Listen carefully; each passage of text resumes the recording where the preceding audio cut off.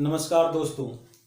और आज हम फिर जो हम लोग बात कर रहे थे प्रधानमंत्री, राष्ट्रपति और सुप्रीम कोर्ट के बीच समन्वय की बात जो चल रही थी हम लोग का, उसमें हम लोग देखे थे कि किस प्रकार जब नेहरू जी का मृत्यु होता है मई 1964 में, और वहाँ पे मोरारजी देसाई को प्रधानमंत्री बनना होता है, परंतु कांग्रेस के अध्यक्ष के कामराज जो है मोरारजी देसाई को प्रधानमंत्री न बनाकर लाल बहादुर शास्त्री को प्रधानमंत्री बनाते हैं।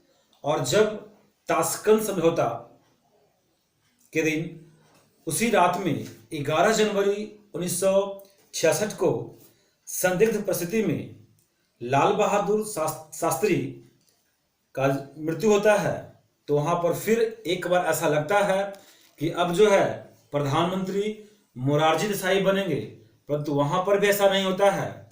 वहाँ पर फिर जो है के कामराज जो कांग्रेस के अध्यक्ष हैं, जिन्हें भारतीय इतिहास में किंग मेकर के नाम से जाना जाता है, और वो एक बार फिर जो है मोरारजी देसाई को प्रधानमंत्री न बनाकर गूंगी गुड़िया यानी कि इंदिरा गांधी का नाम उजागर करते हैं। के कामराज जो है 1964 से लगाकर 1967 तक 1964 से लगाकर 67 तक कांग्रेस के अध्यक्ष रहे हैं के कामराज। यहां पे देखिएगा कि जब लाल बहादुर शास्त्री प्रधानमंत्री बने थे तो उनके कैबिनेट में मोरारजी देसाई शामिल नहीं थे, और इंदिरा गांधी जो है सूचना मंत्री थी। लाल बहादुर शास्त्री के कैबिनेट में सूचना मंत्री थी इंदिरा गांधी। और अब यहाँ पर जो है हम लोग बात किए थे कि जब लाल बहादुर शास्त्री के मरने के बाद गुलजारीलाल नंदा को 11 जनवरी से लेकर 24 जनवरी तक कार्यवाहक प्रधानमंत्री दूसरी बार बनाया गया, और उसके बाद जो है कांग्रेस में इंटरनल जो है इलेक्शन होता है और इंदिरा गांधी चुनाव जीत जाती है। और इस प्रकार इंदिरा गांधी जो है 24 जनवरी 1966 से लेकर 24 जनवरी 1966 से लेकर जो है 24 मार्च 1977 तक प्रधानमंत्री रहती है।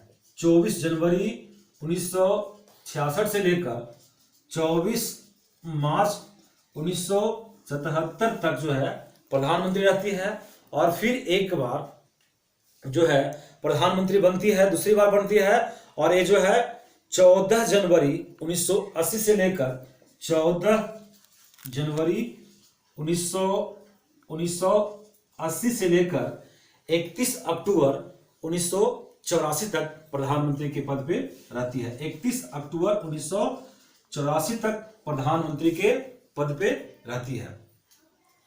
अब देखिएगा, जब लाल बहादुर शास्त्री के मरने के बाद गुलजारीलाल नंदा कार्यवाहक प्रधानमंत्री रहते हैं, और उसके बाद इंदिरा गांधी जो है कांग्रेस के इंटरनल चुनाव में चुनाव जीतती है, और वे भारत का प्रधानमंत्री बनती है 66 में।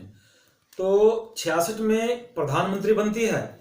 उसके बाद देखिएगा 1967 के लोकसभा चुनाव में कांग्रेस को मात्र, जब चूंकि आप देख रहे थे कि 52 के बाद 57 के बाद 62, और 62 के बाद जो प्रधानमंत्री जो बने थे पंडित जवाहरलाल नेहरू तीसरे कार्यकाल के लिए, तो ये 64 में मर गए थे मई 1964 को। उसके बाद गुलजारीलाल नंदा को कार्यवाहक प्रधानमंत्री बनाया गया था, और फिर लाल बहादुर शास्त्री को प्रधानमंत्री बनाया गया। और फिर लाल बहादुर शास्त्री जो है ताशकंद समझौता के दौरान जो है 11 जनवरी 1966 को इनकी मृत्यु जो है संदिग्ध परिस्थिति में होती है। उसके बाद फिर से गुलजारीलाल नंदा को कार्यवाहक प्रधानमंत्री बनाया जाता है, और उसके बाद इंदिरा गांधी प्रधानमंत्री बनती है 66 में ही। और उसके बाद जो चुनाव होता है 1967 का, तो 1967 के चुनाव में, लोकसभा के चुनाव में जो है कांग्रेस को मात्र 267 सीट मिलती है। मात्र 67 सीटें मिलती है और 6 राज्यों में जो है सरकारें भी हाथ से निकल जाती है, यानी कि 6 राज्य की सरकार भी जो है कांग्रेस के हाथ से निकल जाती है। तो 1967 के चुनाव में देखिएगा, यहां पर देखिएगा कि मोरारजी देसाई जो है, मोरारजी देसाई इंदिरा गांधी के शासनकाल में, जब 1967 में जो चुनाव हुआ था लोकसभा का, तो उसके शासनकाल में मोरारजी देसाई जो है उप प्रधानमंत्री और वित्त मंत्री के पद पे रहते हैं, यानी कि उप प्रधानमंत्री और वित्त मंत्री के पद से ही खुश होते हैं मोरारजी देसाई। यहां पर देखिएगा उप प्रधानमंत्री, अगर बात करें सबसे पहले उप प्रधानमंत्री का, तो नेहरू जी के शासनकाल में जब पंडित जवाहरलाल नेहरू प्रधानमंत्री थे, तो उस समय हमारे देश के इतिहास में प्रथम उप प्रधानमंत्री सरदार वल्लभ भाई पटेल थे और साथ में गृह मंत्री भी थे। ये वित्त मंत्री हैं और उप प्रधानमंत्री है, जबकि सरदार वल्लभ भाई पटेल नेहरू के सरकार में गृह मंत्री थे और उप प्रधानमंत्री थे। देखिएगा 1967 में, चूंकि अभी बात की कि 1964 से लेकर 67 तक ही जो है कांग्रेस के अध्यक्ष रहे हैं के कामराज, जिन्हें किंग मेकर के नाम से जानते थे। जब 67 में कांग्रेस अध्यक्ष किंग मेकर के कामराज चाहते हैं कि अब सर्वपल्ली राधाकृष्णन का कार्यकाल जो है फिर से एक बार के लिए हो, जिस प्रकार से डॉक्टर राजेंद्र प्रसाद को दिया गया था। तो यहां पर देखिएगा, चूंकि प्रधानमंत्री बन चुके हैं इंदिरा गांधी और अभी भी कांग्रेस के अध्यक्ष हैं के कामराज, और के कामराज चाहते हैं कि एक बार फिर जो है सर्वपल्ली राधाकृष्णन को उपराष्ट्रपति बनाया जाए, क्योंकि के कामराज भी दक्षिण भारत के हैं और सर्वपल्ली राधाकृष्णन भी दक्षिण भारत के हैं, तो चाहते हैं। लेकिन इंदिरा जी का संबंध जो है सर्वपल्ली राधाकृष्णन से अच्छा नहीं है, क्योंकि राधाकृष्णन जो है हमेशा टोकते हैं, नेहरू जी को भी टोके रहते थे, तो नेहरू जी को भी टोका करते थे। यहां ध्यान दीजिएगा, जब 1962 में जब चीन आक्रमण किया था, तो उस समय सर्वपल्ली राधाकृष्णन नेहरू सरकार को घुटने पे ला दिए थे। यहां तक कि नेहरू सरकार में रक्षा मंत्री रहे बीपी मेनन को इस्तीफा तक दिलवा दिए थे।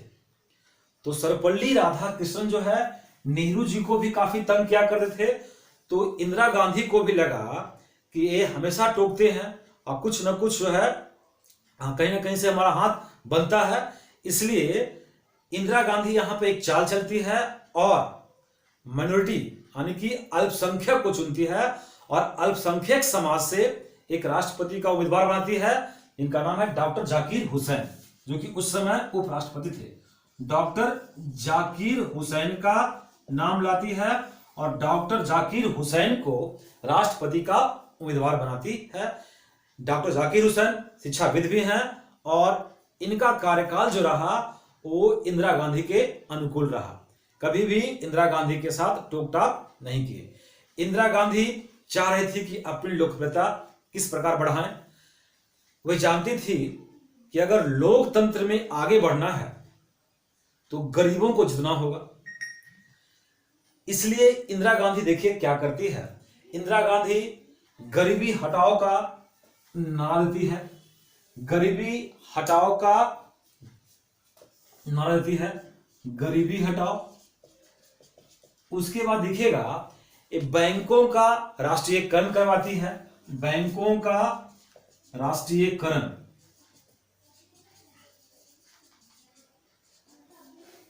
उसके बाद प्रीवी पर्स को समाप्त करती है, प्रीवी पर्स को समाप्त करती है। उसके बाद बीमा कंपनी का राष्ट्रीयकरण करवाती है, बीमा कंपनी का राष्ट्रीयकरण करवाती है और साथ में अर्बन लैंड सीलिंग यानी कि गांव के साथ साथ शहरों में भी जो है लैंड सीलिंग करवाती है।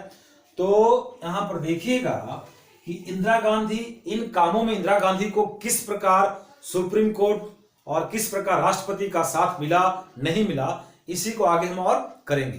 तो यहां पर देखिएगा कि जिस समय इंदिरा गांधी प्रधानमंत्री थे उस समय मोरारजी देसाई उप प्रधानमंत्री हैं और वित्त मंत्री हैं। और इंदिरा गांधी जो बैंकों का राष्ट्रीयकरण का घोषणा की, तो बैंकों का राष्ट्रीयकरण की घोषणा करने से पहले इंदिरा गांधी को मोरारजी देसाई से बात करनी चाहिए थी, क्योंकि उस समय मोरारजी देसाई वित्त मंत्री थे। तो बिना वित्त मंत्री से बात किए इंदिरा गांधी जो है बैंकों की राष्ट्रीयकरण की घोषणा कर दी। यहां पर देखिएगा कि 1967 में जो राष्ट्रपति बने हैं डॉक्टर जाकिर हुसैन, और वहां पर 1969 में डॉक्टर जाकिर हुसैन का जो है मृत्यु हो जाता है। डॉक्टर जाकिर हुसैन जो है मर जाते हैं और उस समय उपराष्ट्रपति थे बीबी गिरी, वेंकट गिरी, वराह गिरी। तो बीबी गिरी को जो है कार्यवाहक राष्ट्रपति बनाया जाता है। अब सवाल उठता है कि नया राष्ट्रपति किसे बनाया जाए। कांग्रेस में काफी विचार विमर्श होता है, कांग्रेस में काफी विचार विमर्श होता है और काफी विचार विमर्श करने के बाद जो है नीलम संजीवा रेड्डी का नाम आता है। नीलम संजीवा रेड्डी का नाम आता है। और उस समय जो कांग्रेस के अध्यक्ष हैं वो है निजलिंगप्पा जो है कांग्रेस के अध्यक्ष बन चुके हैं, क्योंकि के कामराज का कार्यकाल 67 में समाप्त हो चुका था। तो अब जो है कांग्रेस के अध्यक्ष घोषणा करते हैं कि अब राष्ट्रपति का उम्मीदवार जो है वे नीलम संजीवा रेड्डी होंगे। नीलम संजीवा रेड्डी की बात करें तो नीलम संजीवा रेड्डी को इंदिरा गांधी से नहीं पड़ती थी, क्योंकि के कामराज, मोरारजी देसाई, निजलिंगप्पा, नीलम संजीवा रेड्डी सब एक पक्ष के थे, ये चारों एक पक्ष के थे। अब इंदिरा गांधी को लग गया था कि यदि ये आदमी राष्ट्रपति बना, कौन? नीलम संजीवा रेड्डी, ये आदमी राष्ट्रपति अगर बनेगा तो मेरा जीना हराम कर देगा, बात बात पर सवाल खड़ा करेगा। इंदिरा गांधी को अब समझ में आ गया था कि यदि के कामराज, मोरारजी देसाई और निजलिंगप्पा और साथ में रेड्डी, ये सब मिलकर ये सोच रहे हैं कि मेरा हाथ बंधा रहे, और इंदिरा गांधी चाह रही थी मुक्त होना। अब इंदिरा गांधी को लगा कि इन लोगों से मुक्त होना बहुत जरूरी है। तो यहाँ पर देखिए ऐसा बात आता है, अब ये हकीकत है या नहीं ये मुझे पता नहीं, पर ऐसा बात आता है कि कांग्रेस की पार्टी जो है, तो कांग्रेस पार्टी चूंकि अपना राष्ट्रपति का उम्मीदवार नीलम संजीवा रेड्डी को घोषित कर चुकी है, और कांग्रेस पार्टी का यह नियम है कि सिर्फ रेड्डी का नाम घोषित ही नहीं किया बल्कि एक व्हिप जारी कर दिया। व्हिप जारी करने का मतलब होता है एक निर्देश जारी कर दिया कि कांग्रेस के जितने भी विधायक हैं, जितने भी सांसद हैं, वे सभी लोग राष्ट्रपति के चुनाव में भाग लेंगे और सब जो है नीलम संजीवा रेड्डी को ही वोट करेंगे। तो कांग्रेस जो व्हिप जारी किया उस पर इंदिरा गांधी तिलमिला गई। अब इंदिरा गांधी को लगा कि अब ऐसे काम चलने वाला नहीं है, तो क्या करती है कि इंदिरा गांधी जो है चुपके से बीबी गिरी से बात करती है और बोलती है कि आप जो है राष्ट्रपति का चुनाव लड़िए। इंदिरा गांधी चुपके से बीबी गिरी से बात करती है कि आप चुनाव लड़िए। बीबी गिरी बोलते हैं मैडम ये कैसे होगा, तो बोलते हैं सब कुछ छोड़िए, आप चुनाव लड़िए। तो इंदिरा गांधी के कहने पर बीबी गिरी जो है राष्ट्रपति का चुनाव लड़ने की घोषणा कर देते हैं। अब भारतीय इतिहास में एक पहली बार हुआ कि कोई उपराष्ट्रपति कार्यवाहक राष्ट्रपति के पद पर है और अब वो राष्ट्रपति की चुनाव लड़ने की घोषणा कर रहा है। तो राष्ट्रपति रहते हुए वे ऐसा तो कर नहीं सकते थे, इसलिए वहां पे इंदिरा गांधी जो है तुरंत एक कानून पास करती है और उस कानून में लिखवाती है कि यदि राष्ट्रपति नहीं हो तो उपराष्ट्रपति राष्ट्रपति का पद संभालेंगे, और यदि उस समय उपराष्ट्रपति भी नहीं हो तो सुप्रीम कोर्ट के मुख्य न्यायाधीश राष्ट्रपति का पद संभालेंगे, और यदि सुप्रीम कोर्ट का मुख्य न्यायाधीश चीफ जस्टिस भी ना हो तो सुप्रीम कोर्ट के सीनियर मोस्ट जजेस में से कोई एक जो है राष्ट्रपति का पद संभालेंगे। पहली बार ऐसा कानून बनाया गया, और उस समय सुप्रीम कोर्ट के जो चीफ जस्टिस थे वे थे एम हिदायतुल्लाह, मोहम्मद हिदायतुल्लाह। तो मोहम्मद हिदायतुल्लाह को जो है राष्ट्रपति बनाया गया, और ये जो है अगस्त महीने में जो राष्ट्रपति तक रहे, और 2 महीने तक जो है मोहम्मद हिदायतुल्लाह कार्यवाहक राष्ट्रपति के रूप में रहे, और अभी तक के इतिहास में एकमात्र और पहले ऐसे मुख्य न्यायाधीश हैं जो राष्ट्रपति भी रहे। और बीबी गिरी इंदिरा गांधी की उम्मीदवार है, ये अंदर में सबको जान रहे थे, पूरे लोगों में यह बात फैल चुकी थी कि इंदिरा गांधी का जो उम्मीदवार है वो बीबी गिरी हैं, परंतु चूंकि इंदिरा गांधी कांग्रेस की नेता है, प्रधानमंत्री भी है, इसलिए चूंकि कांग्रेस का जो नामित या घोषित उम्मीदवार कौन है, नीलम संजीवा रेड्डी, तो चूंकि व्हिप जारी कर दिया गया था कांग्रेस की ओर से कि सभी लोग भाग लें और नीलम संजीवा रेड्डी को ही वोट दे, तो इंदिरा गांधी को अब लगा कि बात ऐसे बनेगी नहीं। वो एक खुलकर सामने आ गई और कांग्रेस के सभी लोगों से कहा कि देखिए, राष्ट्रपति जो है वो देश का प्रतीक है, देश का प्रतिनिधि भी है, और उसके चुनाव में केवल पार्टी पर ध्यान देना ठीक नहीं है, इसलिए आप लोग अपने अंतरात्मा की आवाज को सुनिए। अब इंदिरा गांधी की अंतरात्मा की आवाज सबको समझ में आ गई। इंदिरा गांधी क्या कहना चाह रही है ये बात सबको समझ में आ गई। इसके बाद कहते हैं कि इंदिरा गांधी की अंतरात्मा वाली आवाज का फंडा का ऐसा जादू चला कि बीबी गिरी राष्ट्रपति चुनाव जीत जाते हैं, और इस चुनाव में कई रिकॉर्ड बनते हैं। देश के राष्ट्रपति के चुनाव में ऐसा पहला बार हुआ कि सेकंड राउंड का गणना भी करना पड़ा, पहला बार सेकंड राउंड का गणना करना पड़ा। और एक और रिकॉर्ड है कि देश के अकेले राष्ट्रपति जो ऐसे थे, नीलम संजीवा रेड्डी, पहला ऐसा चुनाव हुआ कि सत्ता पक्ष के नेता जो है चुनाव हार जाते हैं। नीलम संजीवा रेड्डी के साथ एक और रिकॉर्ड है कि नीलम संजीवा रेड्डी एक ऐसे राष्ट्रपति हैं जो पहले बार चुनाव हारते हैं और दूसरे बार जो है सर्वसम्मति से राष्ट्रपति का चुनाव जीतते हैं 1977 में 1977 में सर्वसम्मति से चुनाव जीतते हैं। अब देखिए, सबसे रोचक बात यहां पर यह है कि जब इंदिरा गांधी 1980 में प्रधानमंत्री बनी थी, क्योंकि नीलम संजीवा रेड्डी जब 1977 में राष्ट्रपति बने होंगे तो इनका कार्यकाल जो है 77 से 1982 तक रहा होगा, और इंदिरा गांधी 80 से 84 तक फिर प्रधानमंत्री रही थी। तो यहां पर देखिए कि 2 साल जो है इंदिरा गांधी नीलम संजीवा रेड्डी के साथ भी काम की है। अब देखिए, चूंकि घटना इस तरह का घटा तो 12 नवंबर 1969 घटना है। 12 नवंबर को कांग्रेस के अध्यक्ष जो है वो इंदिरा गांधी को कांग्रेस से निष्कासित कर देते हैं। इंदिरा गांधी को पहले से पता है, वो पहले से ही तैयार बैठी है, उनको पता है कि चिट्ठी आने वाली है, वो चिट्ठी के इंतजार में दरवाजे पे ही खड़ी है। जैसे ही इंदिरा गांधी को लेटर मिलता है कि आपको कांग्रेस से निष्कासित कर दिया गया है, क्योंकि इंदिरा गांधी पहले से ही तैयार बैठी थी, तो वे जल्दी ही कहती है कि हम एक नया कांग्रेस बनाएंगे।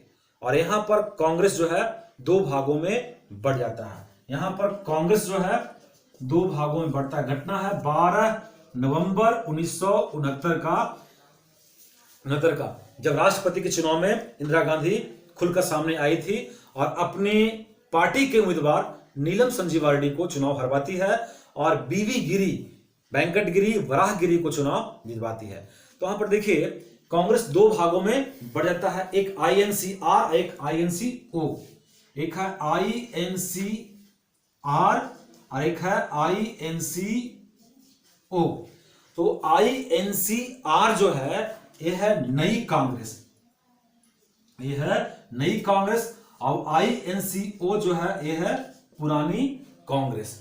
INCO को सिंडिकेट बोलते हैं और INCR को जो है उसको इंडिकेट कांग्रेस बोलते हैं, इंडिकेट कांग्रेस। और बाद में कांग्रेस आई बन गई, इंदिरा की कांग्रेस हो गई बाद में।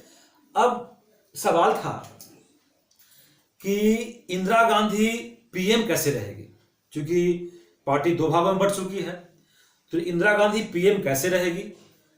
तो कांग्रेस पार्टी में अंदर से फिर चुनाव हुआ और कांग्रेस पार्टी में बहुमत चला गया इंदिरा गांधी के पक्ष में। कांग्रेस पार्टी का बहुमत गया है, लोकसभा की बहुमत की बात नहीं कर रहे हैं, कांग्रेस पार्टी का बहुमत चला गया इंदिरा गांधी के पक्ष में। अब इस प्रकार एक नई पार्टी बनते ही उस पार्टी के नाम पर इंदिरा गांधी PM बनी रही। लेकिन अब बात था कि INCO जो पुरानी कांग्रेस के जो कुछ सांसद लोग हैं वो अपना समर्थन वापस ले लिए। तो इंदिरा गांधी की सरकार जो है 1969 में, यानी कि कांग्रेस की सरकार 1969 में पहली बार ऐसा हुआ कि सरकार अल्पमत में आ गई। अब उसके पास इतनी मत नहीं थी कि पार्टी को जिंदा रख सके और सरकार चला सके, तो बहुमत जुटाना उसके बस में नहीं था। तो अब इंदिरा गांधी बहुमत की जुगाड़ में लग गई। देखिए एक घटना था नवंबर 1969 का, ठीक 2 महीने पहले ही घटना है। ठीक 2 महीने पहले 1969 में 1969 में ही घटना है कि DMK पार्टी जो है पहली बार सरकार बना रही थी बिना किसी समर्थन के। और उस समय CM थे अन्ना दुरई, और CM अन्ना दुरई का जो है CM अन्ना दुरई का मृत्यु हो गया था। और 1969 में जुलाई में ही उनकी मृत्यु हुई थी अन्ना दुरई का। और उस समय एक कद्दावर नेता M करुणानिधि, नाम जानते होंगे आप लोग, M करुणानिधि नामक नेता जो है मुख्यमंत्री नया नया बने ही थे। आप जानते हैं कि बाद में ये तमिलनाडु के जो है सबसे दिग्गज नेता साबित हुए। तो उस नेता ने, यानी कि M करुणानिधि ने इंदिरा गांधी को सपोर्ट की और इसके सपोर्ट से इंदिरा गांधी की सरकार चलती रही। अलग अलग मुद्दों पर CPM ने भी मदद की, CPM ने भी मदद की, लेकिन मुख्य रूप से DMK का सपोर्ट जो है इंदिरा गांधी की सरकार पर बना रहा। 1969 में इंदिरा गांधी समझ चुकी थी कि अब मैं किसी तरह सरकार तो चला लूंगी, परंतु इस बैसाखी पे चलने वाली सरकार से जो है कुछ भी मैं देश में नाम नहीं कमा पाऊंगी, कुछ मैं कर भी नहीं पाऊंगी। और इंदिरा गांधी चाहती थी कि देश में कुछ ऐसा नया करूं, कुछ ऐसा करूं, लेकिन अब उसके चूंकि बहुमत में सरकार थी नहीं। तो यहां पर देखिएगा कि इंदिरा गांधी चाहती है कि सुप्रीम कोर्ट भी जो है सुप्रीम कोर्ट को भी कंट्रोल में करे। उधर देख रहे थे कि के कामराज, मोरारजी देसाई, नीलम संजीव आरडी सब इसके विपक्ष में आ चुके हैं। तो अब इंदिरा गांधी जो है चाह रही किसी तरह जो है अब सबको कंट्रोल में करे। सबसे ज्यादा वो चाह रही है सुप्रीम कोर्ट को कंट्रोल में करना। यहां पर देखिएगा कि अब एक एक बात गिनाते हैं कि इंदिरा गांधी जो बैंकों का राष्ट्रीयकरण की, प्रिवी पर्स कांड की, एक कैसे कैसे घटना घटा। तो 1969 की घटना है बैंकों का राष्ट्रीयकरण।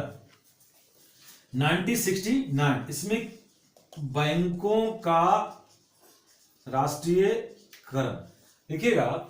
1969 में जो है आम जनता को एक मैसेज देने के लिए, आम जनता को एक मैसेज देने के लिए कि मैं आम जनता के लिए ही काम कर रही हूं और मैं चाहती हूं कि आम जनता का भलाई हो, इसलिए कहा कि कि संसद के सत्र 2 दिन बाद शुरू होने वाले ही थे और संसद के सत्र के 2 दिन पहले, शुरू होने के 2 दिन पहले जो है एक अध्यादेश जो है निकलवा देती है, जो जिसकी जरूरत थी नहीं, अध्यादेश की जरूरत थी नहीं पर निकलवाती है।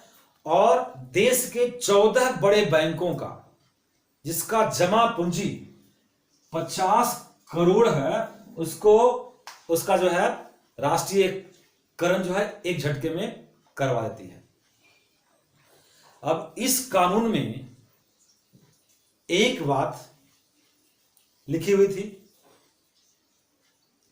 सहमति, यानी कि सरकार और बैंक के बीच अगर सहमति बन जाती है तो बैंक का राष्ट्रीयकरण सही है, और अगर सहमति नहीं बनती है तो एक ट्राइब्यूनल बैठेगा और ट्राइब्यूनल जो बैठेगा वो अमाउंट तय करेगा, और ये जो ट्राइब्यूनल अमाउंट तय करेगा वे 10 वर्षों के बाद मिलेगा। तो यहां साफ तौर पर है कि इंदिरा गांधी जो है बैंकों का राष्ट्रीयकरण जबरन करवाना चाहिए। एक बात और, जो अध्यादेश जो आया था और जैसे ही संसद का सत्र बैठा तो इंदिरा गांधी ने उसे वहां से पास करवा ली और कानून बनवा ली थी। जब बैंकों का राष्ट्रीयकरण किया गया था तो उस समय एक अमीर व्यक्ति थे जिनका नाम था आरसी कूपर। क्या नाम था? RC Cooper. तो आरसी कूपर एक अमीर व्यक्ति थे और उनका सेंट्रल बैंक ऑफ इंडिया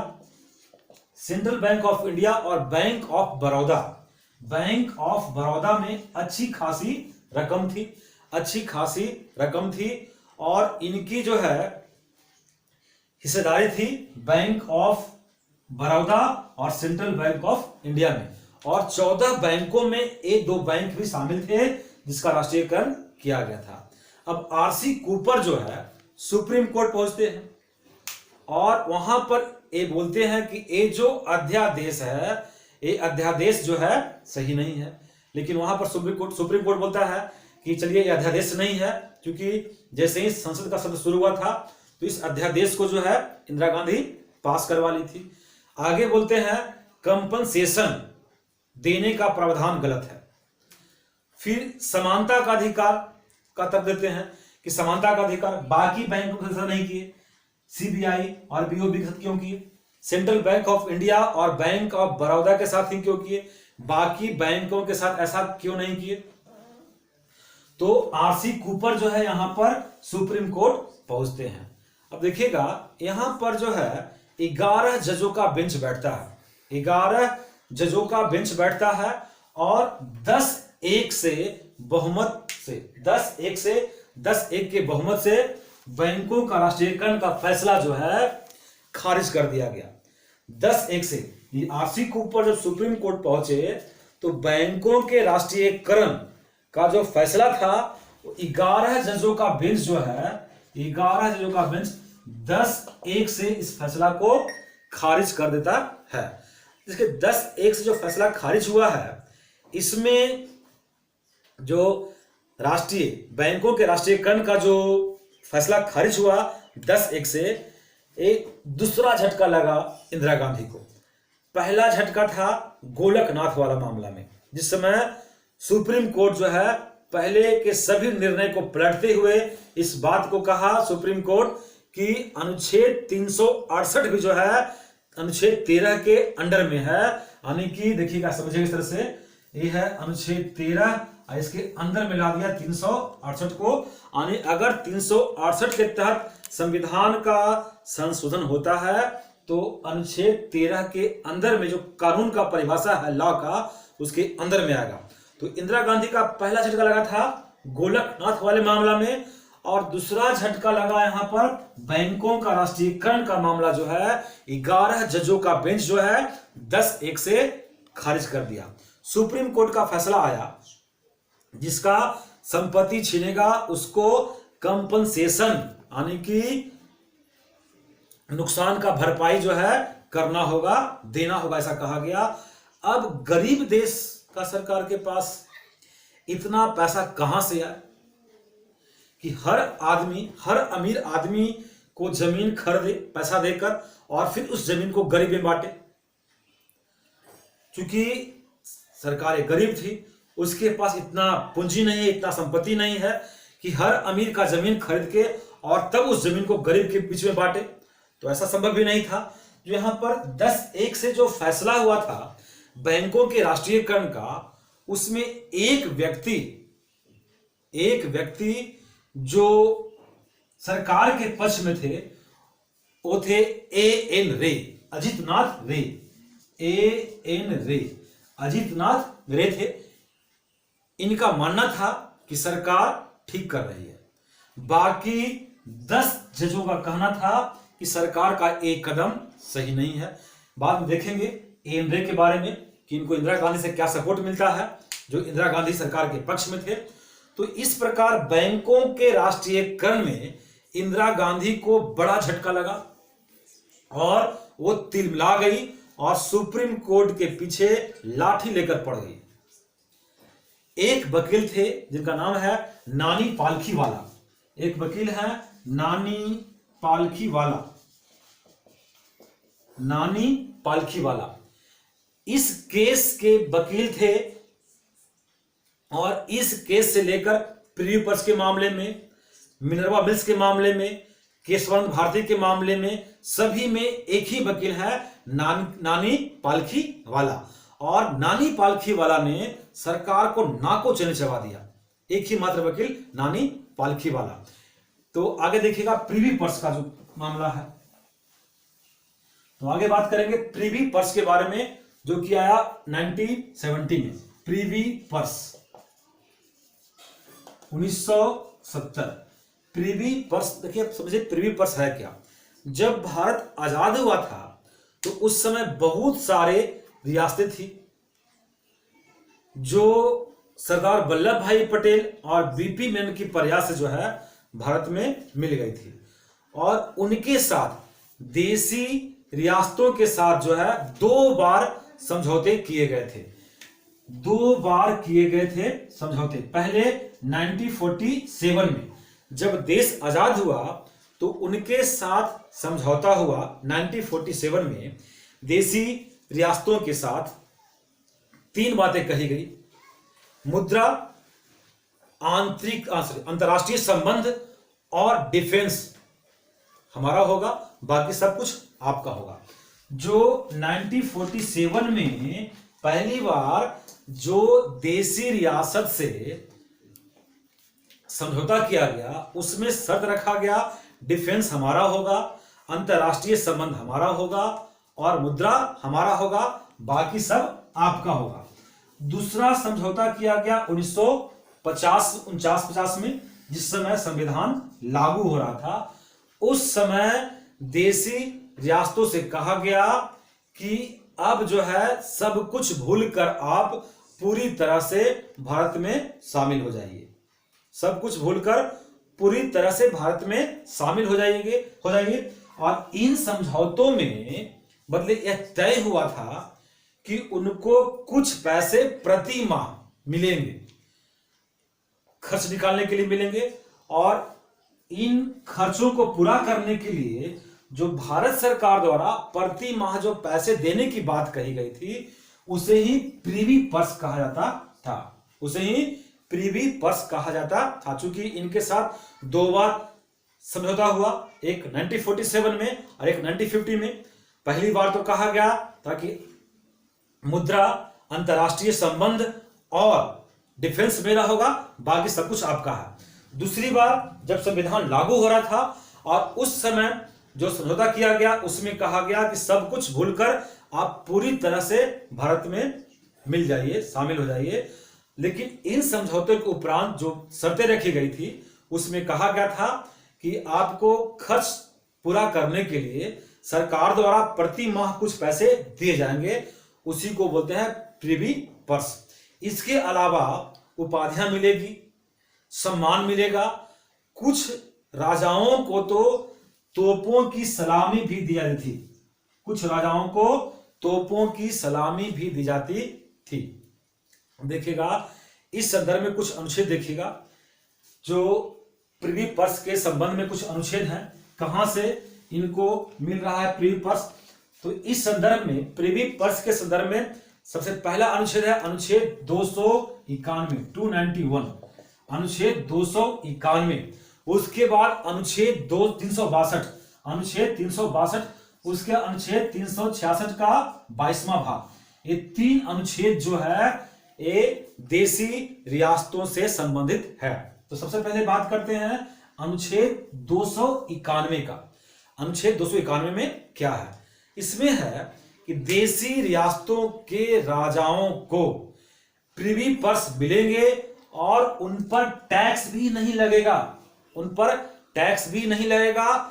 और बजट बनने के समय जो है इनके खर्चों पर लोकसभा में वोटिंग नहीं किया जाएगा, लोकसभा में वोटिंग नहीं किया जाएगा। ये वे खर्चे हैं जो बिना वोटिंग के अनिवार्य माने जाते हैं। जो प्रिवी पर्स के बारे में जो बात किया गया कि इनके खर्चे पर, जो खर्चे का जो बजट बनेगा उस पर लोकसभा में वोटिंग नहीं होगा, यही बात, जो बात राष्ट्रपति, मुख्य न्यायाधीश, अन्य न्यायाधीश, सीएजी आदि के वेतन पर जो खर्च होता है उसके लिए भी संसद में वोटिंग नहीं किया जाता है। तो ऐसा बात देसी रियासतों के राजाओं के लिए भी किया गया था, अनुच्छेद 291 में किया गया था। उसके बाद अनुच्छेद 362 जो है इसमें भी देसी रियासतों से संबंधित कुछ बातें की गई थी। उसके बाद अनुच्छेद 366 का 22वां भाग है, इसमें रूलर्स की परिभाषा दी गई थी, यानी कि राजा कौन है, शासक कौन है, उसका परिभाषा दिया गया था। इन सभी अनुच्छेदों को हटाने के लिए संशोधन करना जरूरी है, क्योंकि संविधान में लिखा हुआ अनुच्छेद है, आप उसको हटा रहे हैं, क्योंकि बिना हटाए आप प्रिवी पर्स समाप्त नहीं कर सकते हैं। इन तीनों अनुच्छेदों को हटाना था इंदिरा गांधी को, और इसके लिए संविधान में संशोधन करने की आवश्यकता थी। पर सोचने की बात यह है कि सरकार जो है किसी तरह डीएमके से बैसाखी लेकर चल रही है, तो संविधान संशोधन के लिए विशेष बहुमत कहां से लाएगी। पर मजे की बात है कि इसमें बहुत सारी लेफ्ट पार्टियां जो है शामिल हो गई और सपोर्ट करने को तैयार हो गई। किसके लिए? संविधान संशोधन बिल के लिए। 291, 362 और 366 की 22वां भाग को हटाने के लिए। इसमें सीपीएम, सीपीआई, डीएमके कई पार्टियां शामिल हो गई, और यह बिल जो है, प्रिवी पर्स वाला बिल जो है, लोकसभा में पास हो गया, परंतु राज्यसभा में पास नहीं हो पाया। और भारत के इतिहास में, भारत के संसदीय इतिहास में यह पहला मामला था कि कोई बिल जो है लोकसभा से पास हो गया परंतु राज्यसभा से पास नहीं हुआ। वो मामला था प्रिवी पर्स का मामला, प्रिवी पर्स वाला संशोधन बिल, जो लोकसभा से पास हुआ परंतु राज्यसभा से पास नहीं हुआ। देखिए, राज्यसभा से पास होने के लिए 150 वोट चाहिए था और विपक्ष में 75 थे। पास होने के लिए 150 चाहिए था, अब विरोध में 75 थे, 149 वोट पड़ा। मात्र एक वोट से जो है राज्यसभा में प्रिवी पर्स वाला विधेयक पास नहीं हो पाया, और ये मामला जो है राज्यसभा में ही खारिज हो गया। राज्यसभा में ये मामला क्या हो गया? खारिज हो गया। देखिएगा, अब क्या की इंदिरा गांधी कि जब प्रिवी पर्स का मामला राज्यसभा से खारिज हो गया तो वहां पर इंदिरा गांधी क्या करती है कि राष्ट्रपति के माध्यम से एक अध्यादेश निकलवाती है। क्योंकि ध्यान दीजिएगा, राष्ट्रपति कौन है उस समय? बीबी गिरी, जो कि इंदिरा गांधी द्वारा ही राष्ट्रपति बनाई गई हैं।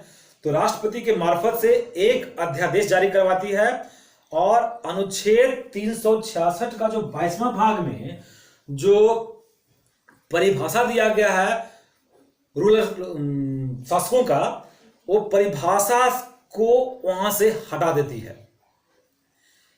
इस समय इंदिरा गांधी के रूप में एक तानाशाह पैदा हो रही थी। वो न सुप्रीम कोर्ट को चाहती थी, न संसद को झेलने को तैयार थी, किसी का बात मानने को तैयार नहीं थी। बस अपने मन में जो बात आ रहा था उसको पूरी जनता पे थोप रही थी। फिर केस हुआ, केस लेकर गए। जो देसी रियासत की तरफ से केस लेकर गए उस व्यक्ति का नाम था माधवराव सिंधिया। व्यक्ति का नाम था माधवराव सिंधिया।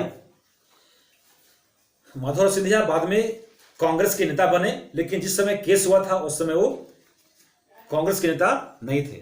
इस केस में माधवराव सिंधिया का नाम जो है बहुत बड़ा नाम लिखा गया है। नाम है महाराजाधिराज माधवराव जीवाजीराव सिंधिया बहादुर बनाम भारत संघ।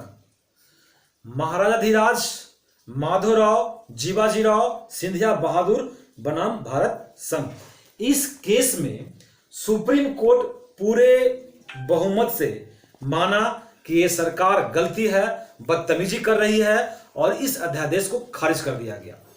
देखिए, पहले राज्यसभा में खारिज हो गया उसका विधेयक, अब राष्ट्रपति के अध्यादेश को भी खारिज कर दिया गया। अब जो है ये इंदिरा गांधी को तीसरा झटका लगा। पहला झटका गोलकनाथ, दूसरा बैंकों का राष्ट्रीयकरण और तीसरा झटका लगा प्रिवी पर्स का मामला। अब तंग आकर इंदिरा गांधी ने राष्ट्रपति से कहलवाकर चुनाव जो 72 में होना था, देखिएगा 1967 के बाद चुनाव होना है 72 में, और राष्ट्रपति से कहलवाकर 1971 में ही चुनाव करवाती है। क्योंकि तीन झटका, तीन सदमा जो है इंदिरा गांधी को बर्दाश्त नहीं हो रहा है। अब जो चुनाव होना था 1972 में, वे राष्ट्रपति से कहलवाकर चुनाव 1971 में करवाती है। ऐसा करने के लिए प्रधानमंत्री सक्षम होते हैं, तो ऐसा करवाई। अब देखिए, अब क्या करती है कि 71 में जो लोकसभा का चुनाव होता है तो इंदिरा गांधी गरीबों के बीच जाती है, गरीबी हटाओ का नारा देती है और जनता के बीच जाकर अपनी बात को रखती है और बोलती है, मैं चाहती हूं कि अमीरों से जमीन लेकर तुम लोग को दिया जाए। पर बीच में सुप्रीम कोर्ट आ जाता है। मैं चाहती हूं कि बैंकों का राष्ट्रीयकरण करवा दूं, पर सुप्रीम कोर्ट बीच में आ जाता है। मैं चाहती हूं कि राजाओं से प्रिवी पर्स को छीनकर तुम लोगों के बीच पैसा बांटूं, पर सुप्रीम कोर्ट बीच में आता है। अपनी ही पार्टी के लोग मोरारजी देसाई बीच में आते हैं। सारे राजा मेरे पीछे पड़े हुए हैं, इसलिए मुझे पूरे बहुमत से विजय बनाइए। अगर आप लोग चाहते हैं कि मैं आप लोग के साथ ऐसा काम करूं तो आप पूरे बहुमत से जो है हमें इस बार चुनाव जितवाइए। और 1971 का जो चुनाव होता है लोकसभा का, उसमें इंदिरा गांधी की सरकार को, यानी कि इंदिरा गांधी की पार्टी को, आईएनसीआर